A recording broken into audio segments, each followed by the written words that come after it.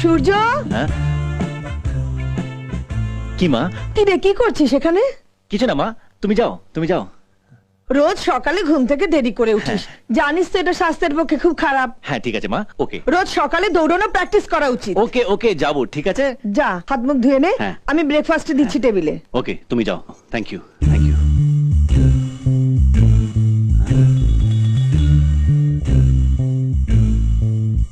বাহ, এই পুতুলটা আবার কবে কিনলো রে টিনা? সত্যিকারে মেয়ে মনে হচ্ছে।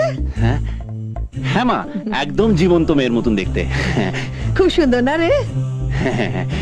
আমি একটা মেয়েকে কিডন্যাপ করে এর ভেতরে লুকিয়ে রাখবো। তুমি এবার যাও। ঠিক এইরকম একটা ডল পুতুলের মতো মেয়েকে তোর বউ করে আনবো, দেখিস। কিন্তু এর মুখে কিছু একটা কম আছে।